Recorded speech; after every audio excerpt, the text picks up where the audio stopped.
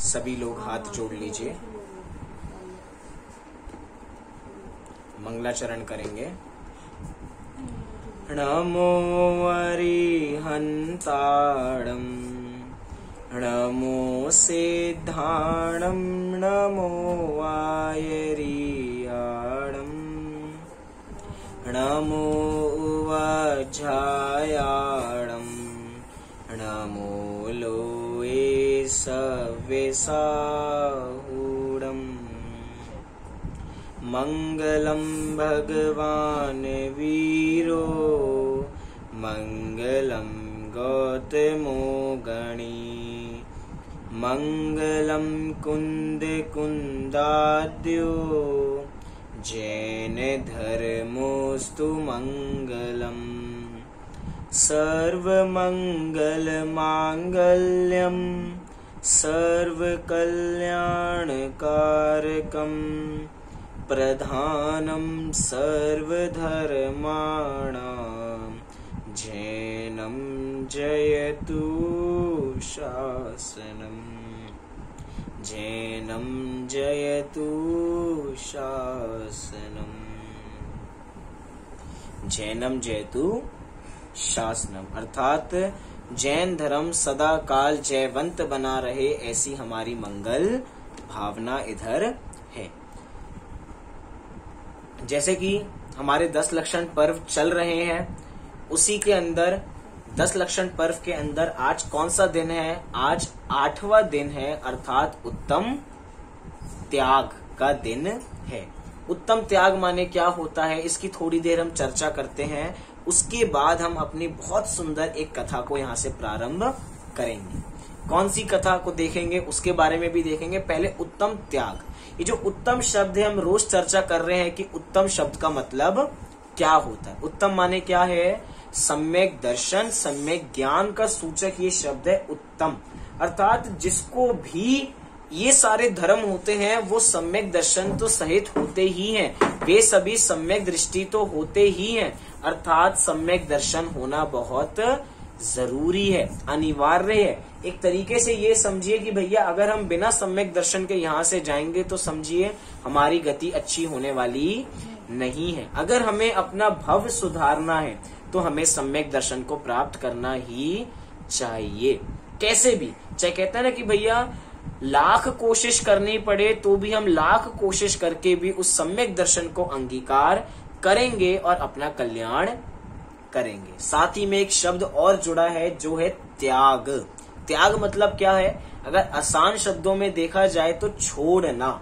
और ये जो छोड़ना शब्द है ना, ये बहुत कठिन शब्द है। शब्द तो बहुत सरल है, इसका भाव बहुत कठिन है। क्यों? क्योंकि अगर हम किसी से कहते हैं कि भैया तुम्हें ये चीज छोड़नी है, तो भैया वो पसीने पसीने हो जाता है कि भैया मुझे ये चीज छोड़नी है, मैं कैसे छोड़ पाऊंगा? मैं तो बिल्कुल नहीं छोड़ पाऊंगा। हमने कल बात की थी ना, थोड़ा मुझे मोहल्लत दे दो, 2 दिन की मोहल्लत दे दो, हम ट्राई कर लेते हैं, उसके बाद जमेगा तो फिर हम पूरे जीवन तक कर लेंगे। लेकिन भैया छोड़ा हमसे नहीं जा सकता। लेकिन एक बार अगर हम अपने मुनिराज को देखें तो वो हर चीज को छोड़ के जंगल में जाते हैं, अर्थात वन में जाते हैं। एक घर को छोड़ते हैं और एक घर अर्थात निज घर को पकड़ लेते हैं और उसी में हर समय लीन रहते हैं। हो सकता है डिसीजन बहुत कठिन हो, क्योंकि छोड़ना है ना भैया, आसान चीज नहीं है छोड़ना। और आपको पता है छोड़ी किस चीज को जाता है? छोड़ा अच्छे को जाता है या बुरे को जाता है? विचार करो। अच्छे को जाता है। भैया सब चाहते हैं कि अच्छी चीज तो मेरे पास आए, मैं अच्छी चीज को क्यों छोड़ूं? छोड़ा हमेशा बुरी चीज को जाता है। मुनिराज पूरे परिवार को छोड़ के जाते हैं। क्यों? क्योंकि जो परिवार संबंधी मोह है वो छोड़ने योग्य ही है। वो जो राग द्वेष के परिणाम है वो ग्रहण करने योग्य नहीं है, उसको छोड़ना ही पड़ता है। पड़ता क्या है? वास्तव में उनकी परिणति ऐसी हो जाती है कि उनके माध्यम से वो सहज ही छूट जाता है। देखिए अगर हमें किसी चीज की प्राप्ति करनी है तो हमें कुछ ना कुछ छोड़ना तो पड़ेगा। मुनिराज को अपनी आत्मा का ध्यान चाहिए, मुनिराज को अपनी आत्मा की प्राप्ति चाहिए, तो उन्हें घर बार छोड़ना पड़ा। इस सिद्धांत क्या है? कुछ पाने के लिए कुछ छोड़ना पड़ता है। क्या छोड़ना पड़ता है? क्या चीज हमें छोड़नी है? एग्जाम्पल में हम बहुत सारी चीजें देख सकते हैं। अगर हमें एक अच्छी सेहत चाहिए, क्या चाहिए? अगर हमें एक अच्छी सेहत चाहिए तो हमें क्या छोड़ना पड़ेगा? हमें पकवान छोड़ने पड़ेंगे, हमें तली हुई चीजें छोड़नी पड़ेंगी और डाइट फूड पे आना पड़ेगा। मतलब कुछ तो कुछ हमें छोड़ना पड़ेगा। अगर हम सुबह जल्दी उठना चाहते हैं, अगर हम कुछ प्राप्ति करना चाहते हैं तो हमें क्या छोड़ना पड़ेगा? हमें जल्दी बिस्तर छोड़ना पड़ेगा। छोड़ना तो कुछ ना कुछ पड़ता ही है। अगर हम जल्दी सोना चाहते हैं तो हमें क्या छोड़ना पड़ेगा? हमें मोबाइल इत्यादि जितने भी व्यसन हैं हमें वो छोड़ने पड़ेंगे। अगर कोई जीव पतला होना चाहता है तो उसे क्या छोड़ना पड़ेगा? उसे बाहर की सारी चीजें छोड़नी पड़ेंगी और व्यायाम करना पड़ेगा, तभी तो भैया वो पतला होगा। मतलब कि कुछ पाने के लिए कुछ तो हमें छोड़ना पड़ता है। अर्थात इसी को हम अच्छे शब्दों में कह रहे हैं कि हमें त्याग करना पड़ता है, त्याग करना चाहिए, त्याग करने की भावना होनी चाहिए, तभी तो हम बड़े बनेंगे। आपको पता है सीधे तप के बाद कौन सा शब्द आया है? तप के अगले में ही कौन सा धर्म है?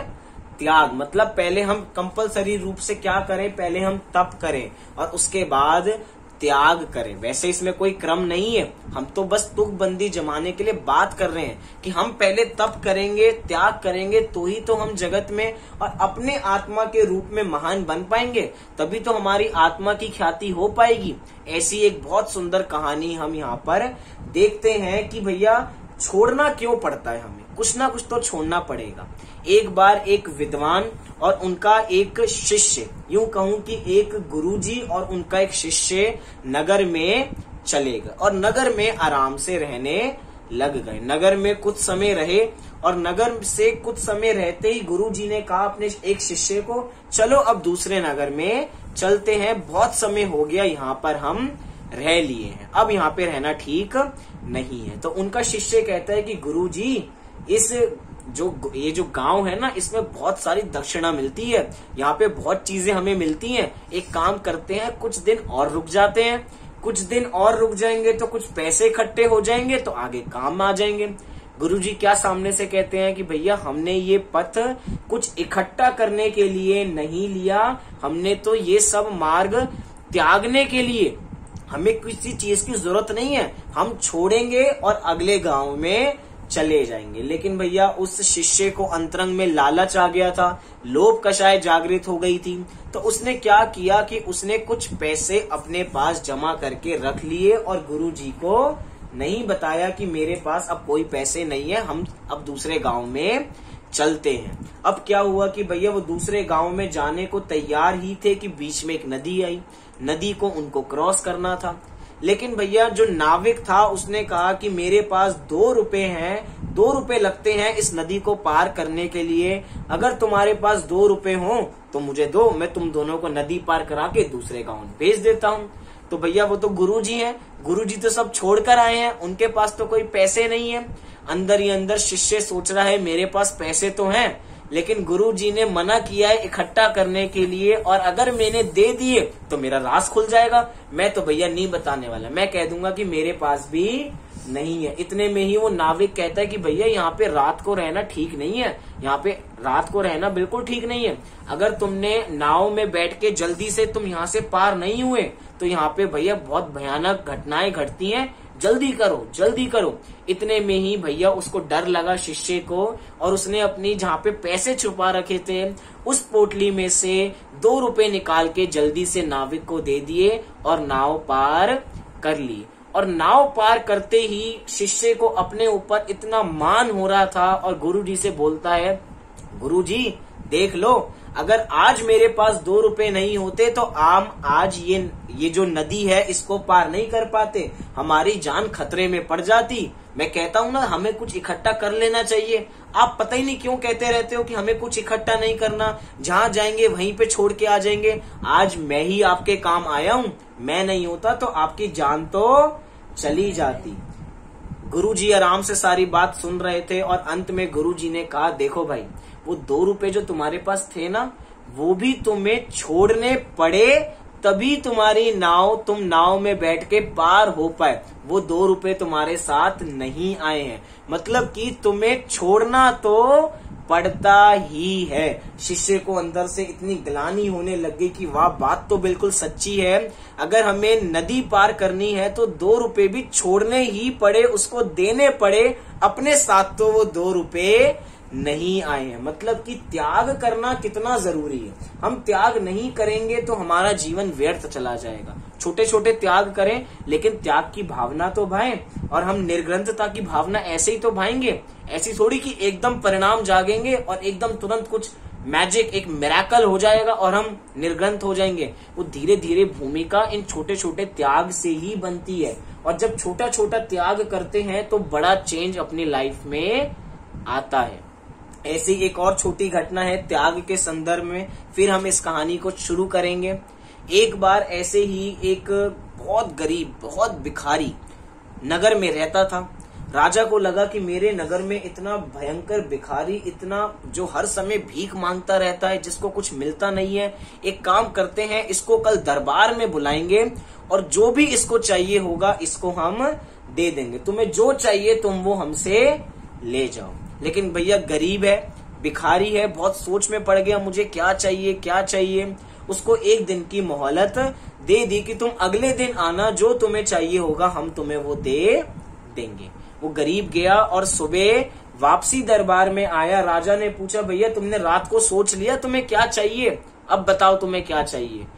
तो गरीब कहता है, भिखारी कहता है कि मुझे कुछ नहीं चाहिए। सारे लोग आश्चर्य में पड़ जाते हैं कि ऐसी अपॉर्चुनिटी तो हमें भी नहीं मिलती और राजा इस भिखारी को दे रहा है, इस गरीब को दे रहा है, ये ना क्यों बोल रहा है। राजा भी आश्चर्य में, ऐसा क्यों हो गया। राजा पूछते हैं, भैया तुम ना क्यों कर रहे हो।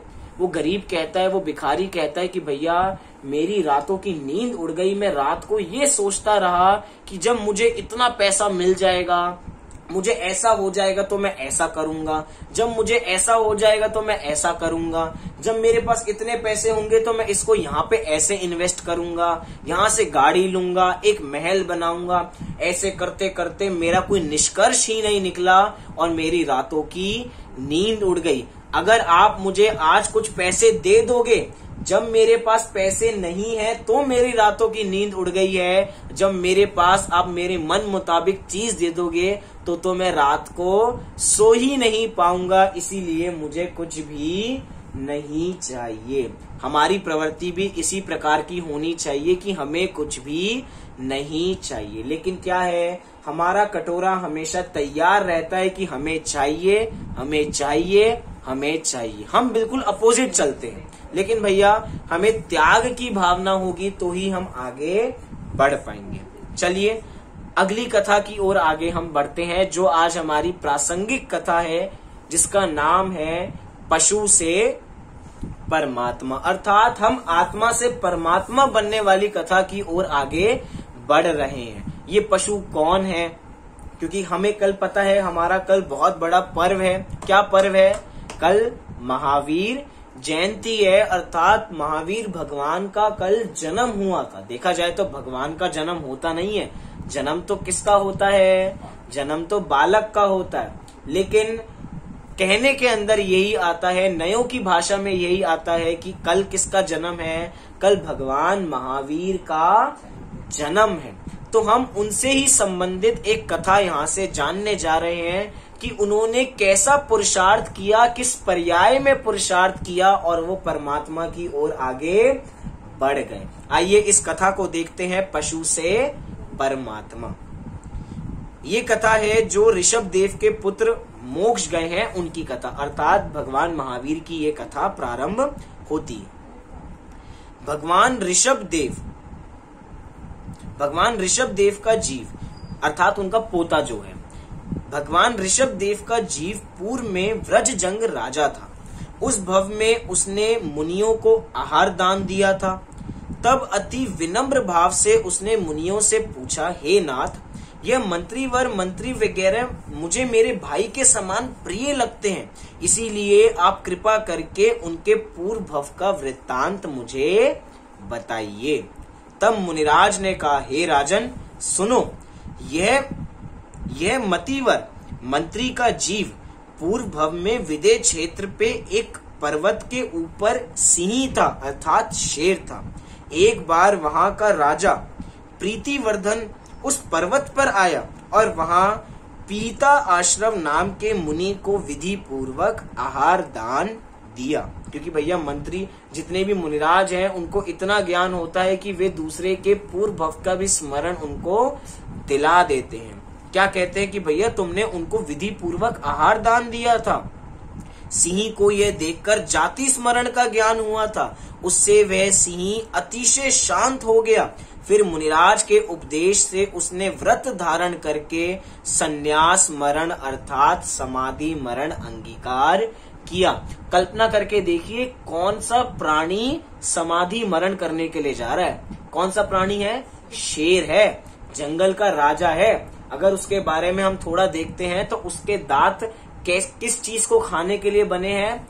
वो मांस ही खा सकता है, घास आदि नहीं खा सकता। क्योंकि भैया कार्निवोरस एनिमल है ना, वो मांस का ही सेवन कर सकता है। लेकिन भैया जिसको अपनी निधि मिल गई हो वो बाहर में सब पदार्थों को छोड़ देता है, चाहे वो मनुष्य हो, चाहे त्रियंश हो, चाहे देव हो, चाहे कोई भी हो। जिसको अपनी निधि जाग जाती है वो बाहर में सब छोड़ देता है। मुनिराज के एक उपदेश से उसने व्रत धारण करके समाधि मरण पूर्वक उसने मरण किया। जब मुनिराज पीता आश्रम ने उस सिंह के समाधि मरण की सारी बात जान ली, तब राजा प्रीतिवर्धन से कहा कि हे राजन, इस पर्वत पर एक सिंह श्रावक व्रत धारण करके समाधि मरण कर रहा है और वह निकट मोक्ष मार्गी है। कौन मोक्ष मार्गी है? वो शेर मोक्ष मार्गी है, इसीलिए तुम्हें उसकी सेवा करना योग्य है। वह सिंह का जीव अल्प भव में भरत क्षेत्र के प्रथम तीर्थंकर का पुत्र भरत चक्रवर्ती होकर उसी भव से मोक्ष प्राप्त करने वाला है। एक तरीके से ये कथा मुख्य रूप से महावीर भगवान की कथा नहीं चल रही है, ये मुख्य रूप से भरत चक्रवर्ती की कथा चल रही है जो ऋषभ देव के पुत्र हैं। क्योंकि भैया सबके पूर्व भव में उन्होंने कोई ना कोई त्रियंश गति तो हमने प्राप्त की ही है। ऐसा तो है नहीं कि हम मात्र मनुष्य भव धारण करके ही आगे बढ़ रहे हैं। अनेक दशाएं हमने अंगीकार की हैं। वाह, सम्यक दृष्टि धर्मात्माओं के प्रति मुनियों का भी वात्सल्य भाव देखो। किसके प्रति वात्सल्य भाव है? मुनिराजों का तो प्राणी मात्र के लिए वात्सल्य भाव होता है। और हम अपने जीवन में देखें, हम तो मनुष्य के ऊपर भी वात्सल्य भाव पूरा नहीं दिखा पाते। हम तो उसमें भी सीमाएं बांध देते हैं कि भैया हम तो मात्र जैनियों पर ही दिखाएंगे। जैनियों पर भी भैया इस समुदाय विशेष के साथ तो हमारा द्वेष की भावना चलती है, इनके साथ हम वात्सल्य नहीं दिखाएंगे। और इनके साथ कई बार तो अपने ही घरों में भैया ये तो मेरे बहुत द्वेषी हैं, ये मेरे बारे में बहुत बुरा सोचते हैं, इनके साथ हम वात्सल्य के परिणाम नहीं रखेंगे। मुनिराज ऐसे जीव को उपदेश दे रहे हैं जो क्रूर परिणामी है, जो हर समय हिरण के मांस खाने के लिए तैयार है, हर समय दांतों में खून लगा रहता है। लेकिन भैया सम्यक दृष्टि धर्मात्मा के प्रति मुनियों को भी वात्सल्य भाव आता है। ऐसी हमें प्राणी मात्र के प्रति वात्सल्य भाव आना चाहिए। हम देखते हैं ना महावीर भगवान की शिक्षाओं में क्या शिक्षाएं देखते हैं कि सभी जीव बराबर हैं, कोई छोटा बड़ा नहीं है। छोटे बड़े का मतलब क्या है? छोटे बड़े की भावना तो मान का आधार है। छोटे बड़े की भावना ही मान का आधार है। मान का आधार क्या है? छोटे बड़े की भावना। लेकिन मुनिराज सबको समान समझते हैं। जिस श्रेणी में मुनिराज हैं उसी श्रेणी में कौन है? उसी श्रेणी में वो शेर भी है। ऐसा कह रहे हैं। भरत चक्रवर्ती का जीव पूर्व भव में सिंह था। उस समय मुनिराज का आहार दान देकर वह बहुत आनंदित हुआ और उसी समय जाति स्मरण ज्ञान हुआ। उसके बाद उसने वैराग्य प्राप्त करके संन्यास धारण किया और उसी समय मुनिराज ने एक राजा से उसकी सेवा करने के लिए कहा। इसमें एक शब्द आया है ना, उसी समय जाति स्मरण ज्ञान। वह जाति स्मरण ज्ञान क्या होता है? क्या होता है जाति स्मरण ज्ञान? ये जाति स्मरण ज्ञान कभी कभार हम समझते हैं कि बहुत ऐसा ज्ञान होता होगा जिसमें बहुत कुछ जानने को मिल जाता है। ऐसा कोई विशेष ज्ञान नहीं है। जाति स्मरण ज्ञान भी सामान्य ज्ञान के समान ही है। ऐसा अपने साथ नहीं हो जाता कि जब हम बड़े हो जाते हैं, जब हमारी एज बड़ी हो जाती है, तो क्या हमें अपनी बचपन की बातें याद नहीं रहती हैं? रहती हैं, कुछ कुछ बातें याद रहती हैं कि जब हम ऐसे थे तो हम ऐसे करते थे, जब हम इतने साल के थे तो हम यहाँ गए थे, जब हमारे माता पिता या घर के बड़े हमें याद दिलाते हैं कि भैया हम वहां गए थे तीर्थ यात्रा करने, तुम्हें याद है हमने ऐसा ऐसा किया था, तो छोटे से बच्चे को भी याद आता है ना। उसके पूर्व में जो घटना उसके साथ घटी थी उसको याद आती है। ऐसे ही जाति स्मरण में, सामान्य ज्ञान में तो उसको इसी भव संबंधी पूर्व का ध्यान में आता है, और जाति स्मरण ज्ञान में उसको पिछले कुछ भवों का ख्याल आता है। इसमें कोई आश्चर्य करने की बात नहीं। हम कहते हैं ना भैया, जो जीव बचपन से ही बहुत क्रोधी हैं, बहुत क्रोध करते हैं, हम क्या समझ सकते हैं कि उनका पूर्व भव क्या होगा? उनका पूर्व भव वो नारकी होंगे, हो सकता है इसलिए वो बहुत क्रोध करते हो। कुछ बच्चे होते हैं जिनके हाथ पैर बहुत चलते हैं, जो बच्चे शुरू से मायाचारी होते हैं, किसी के भी घर जाते हैं और वो चीज उठा के अपने साथ ले आते हैं। वो कौन है? वो हर समय मायाचारी। तो हम देख सकते हैं उनकी इन क्रियाओं से कि वो पूर्व भव में किस संस्कार लेकर आए। हो सकता है वो त्रियंज गति के जीव हो, जो हर समय मान करते हो, जो बच्चे बस अपने को अपना ही समझते हो, अपने के सामने किसी को समझते ना वो समझ सकते हैं भैया ये मान है। हो सकता है ये देव गति से आए हो सकता है ये किस गति से आए हो?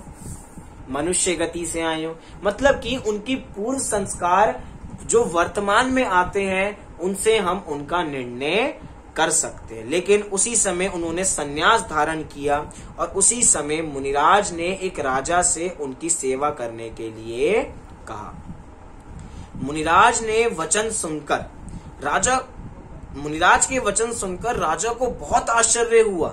उसने मुनिराज के साथ जाकर उस वैरागी सिंह को देखा। बताओ कौन वैरागी हो गया है? वो शेर भी वैरागी हो गया है। वो जो क्रूर परिणामी है, हम कहते हैं ना कभी कभार कि कसाई को भी शुभ परिणाम आता है। उसको भी एक समय ऐसा तो लगता होगा कि जो कार्य मैं कर रहा हूं, मैं प्राणियों को मार रहा हूं, तो ये काम मेरा सही नहीं है। सोचो उसको वही घटना निमित्त बन जाती है। अब शेर को कोई ना कोई घटना निमित्त बनी कि उसको सम्यक दर्शन हुआ, उसने ऐसा मरण पूर्वक वो ऐसे भव में आया कि उसने अपने बारे में जानने का प्रयास किया। तो मुनिराज के वचन सुनकर राजा को बहुत आश्चर्य हुआ।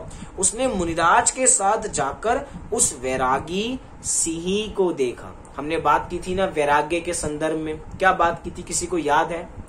बहुत बढ़िया सिद्धांत वाक्य था।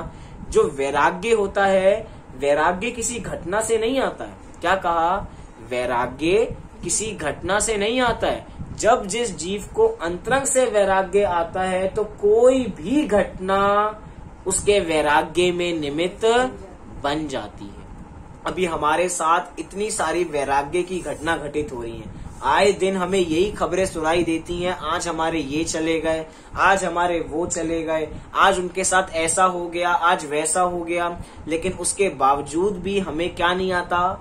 हमें वैराग्य नहीं आता। उन लोगों के बारे में सोचो जो मोक्ष द्वार में काम कर रहे हैं, अर्थात शमशान घाट में काम कर रहे हैं, जिनका तो हर समय यही चल रहा है। उनको भी एक समय ये विचार नहीं आता कि भैया ऐसे ही मुझे भी इस संसार को छोड़कर जाना है, इस पर्याय को छोड़ के जाना है, कोई साथ आने वाला नहीं। हम वर्तमान के सीखे ना, हमें क्या लगता था थोड़ा हम पास्ट में जाएं, मतलब पास्ट में मतलब कि 2 या 3 साल पहले जाएं। जब हमें लगता था भैया जब जन्म होता है तो बहुत सारे लोग इकट्ठे हो जाते हैं, होता है ना भैया हम बहुत बड़ी पार्टी देते हैं। और जब मरण होता है तो क्या होता है? तो शोक सभा में बहुत सारे लोग एकत्रित हो जाते हैं। लेकिन आज सोचिए, आज किसी का जन्मदिन है तो लोग नहीं आते।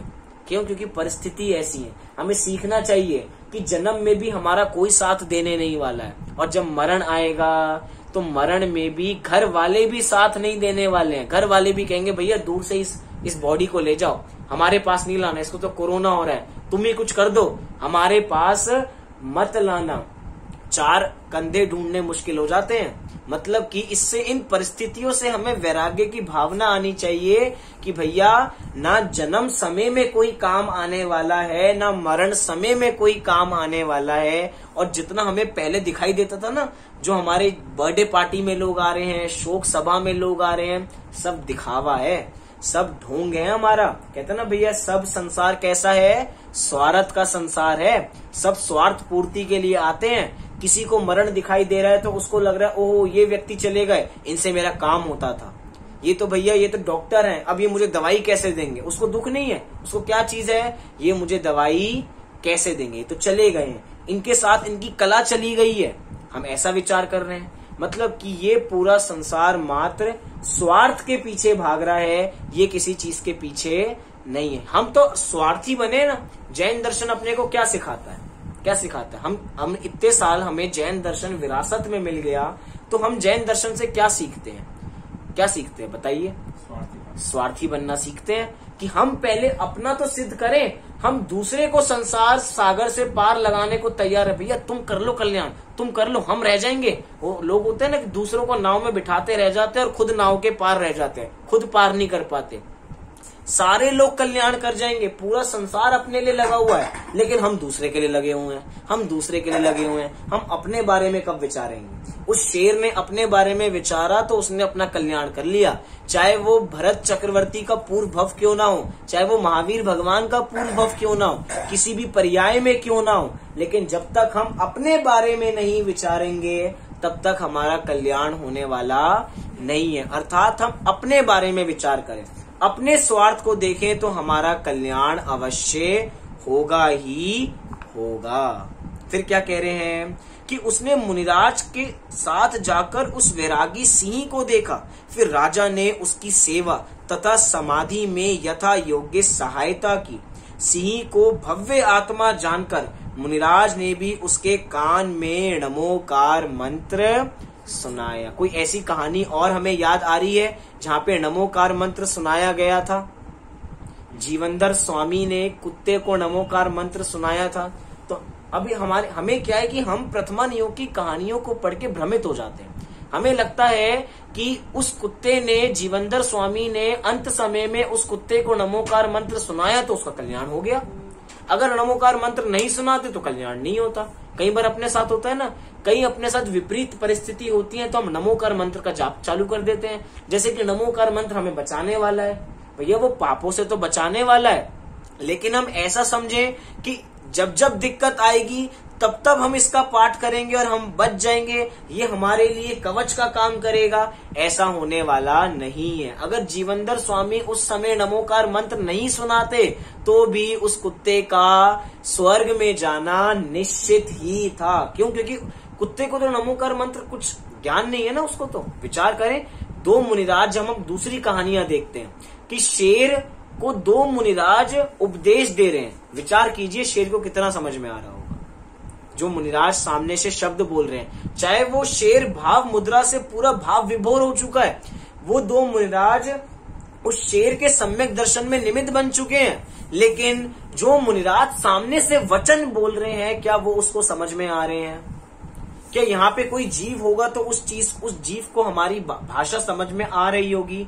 वो अंतरंग का ज्ञान काम कर रहा है। ऐसे कह रहे हैं कि भैया कह रहे हैं ना, सिंह को भव्य आत्मा जानकर मुनिराज ने भी उसके कान में नमोकार मंत्र सुना दिया कि भैया ये भव्य जीव है, अब इसकी आयु पूरी होने वाली है, इसका भव अच्छा हो। तभी तो हम करते हैं ना, कभी कभार हम क्या करते हैं कि जब अंत समय होता है हम समाधि मरण का पाठ चालू कर देते हैं, हम 12 भावनाओं का पाठ चालू कर देते हैं, दूसरों को समता ढांढस बनाते हैं कि भैया तुम समता रखो, क्रोध करने से कुछ नहीं होगा, मान करने से कुछ नहीं होगा। लेकिन हमारे समझाने से उस समय कुछ नहीं होगा। अगर हमारे समझाने से कुछ होता तो सबका कल्याण हो जाता। दिव्य ध्वनि में सभी जीवों के लिए उपदेश खिरता है तो सब जीवों का कल्याण हो जाना चाहिए। लेकिन क्या मारीची का कल्याण हुआ उस भव में? नहीं हुआ। क्यों? क्योंकि भैया जिसको समझ में आना होगा उसको समझ में आएगा, लेकिन ऐसा नहीं है कि समझाने से समझ में आता है। समझने से समझ में आता है, समझाने से समझ में नहीं आता है। हम तो सबको समझा रहे हैं, सबके लिए एक जैसी बात बोल रहे हैं। टीचर अपने बच्चों को एक जैसा पढ़ाती है, लेकिन क्या सब बच्चे एक जैसा समझते हैं? सब अपने बच्चे अपने ज्ञान के अनुसार समझते हैं। लेकिन जो बच्चा अव्वल आ जाएगा, जो बच्चा जीतेगा, वो तो यही कहेगा क्या कि भैया मेरी टीचर बहुत अच्छी हैं, उन्होंने मुझे पढ़ाया है तो मैं आज पास हो गया हूं। लेकिन वास्तव में उसने समझा तो अपनी योग्यता से ही है।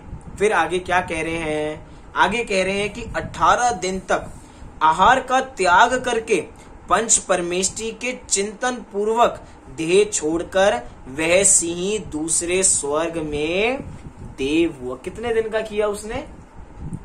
हमने विचार सुना नहीं अभी अच्छी तरह। 18 दिन तक आहार का त्याग करके, क्योंकि भैया मांसाहारी है ना, मांसाहारी है तो अब उसने नियम ले लिया कि अब मैं मांसाहार का सेवन नहीं करूंगा, पंच परमेष्टि का स्मरण करूंगा। तो 18 दिन तक तो उसका जीवन चला, लेकिन उसने 18 दिन उपवास किया कि अब मैं यहाँ पे अब कुछ लेने वाला नहीं, क्योंकि उनकी जो बॉडी होती है उसी प्रकार की होती है कि वो मांस को ही पचा सकती है, इन चीजों को नहीं पचा सकती। चाहे हम कहानियां देखते हैं कि एक शेर ने जलेबी खा ली, हम कहानी सुनते हैं ना, उन कहानियों की भी चर्चा हम कभी ना कभी करेंगे। लेकिन यहाँ पे क्या कह रहे हैं कि उनकी ऐसी कोई बॉडी नहीं होती। लेकिन 18 दिन तक आहार का त्याग करके पंच परमेष्टि के चिंतन पूर्वक देह छोड़कर वह सिंह दूसरे स्वर्ग में देव हुआ। वहां से आयु पूर्ण कर यह तुम्हारा व्रज जंग राजा का अर्थात मंत्री मतिवर हुआ है। हे राजा, अब आठवें भव में तुम जिस समय ऋषभ देव तीर्थंकर होगे, उसी समय ये मतिवर मंत्री का जीव तुम्हारा पुत्र भरत चक्रवर्ती होकर उसी भव से मोक्ष की प्राप्ति करेगा। सोचिए, मैं तो कभी कल्पना करके देखिए ऐसा घर जिसमें सभी कल्याण हो रहा है। एक तरफ पिताजी का कल्याण हो रहा है, पिताजी का क्या लगा हुआ है? पिताजी का समूह शरण लगा हुआ है। यहाँ पे भरत चक्रवर्ती 6 खंड के अधिपति हैं, उनके समूह शरण लगा हुआ है। एक तरफ बालक की उत्पत्ति हो रही है और वो भी उसी भव से मोक्ष जाने वाले हैं। साथ साथ में उनके भाई कौन? बाहुबली जी, वो भी मोक्ष की प्राप्ति करने वाले हैं। भरत चक्रवर्ती की तो एक तरीके से एग्जाम्पल दिए जाते हैं कि अगर ध्यान करना है तो कैसा करो? भरत चक्रवर्ती के समान करो। अगर हमें तप करना है तो कैसा करो? बाहुबली भगवान जैसा तप करो। 1000 साल तक कठिन तपस्या की और उसके बाद मोक्ष गति की प्राप्ति की। और एक तरफ भरत चक्रवर्ती जो शुरू से ही वैरागी प्रवृत्ति के थे, अंतर मुहूर्त में अपनी आत्मा में गए और अंतर मुहूर्त तक अपने उपयोग को अपनी आत्मा में टिका के कहाँ चले गए? मोक्ष गति की उन्होंने प्राप्ति कर ली। इस प्रकार यहाँ पर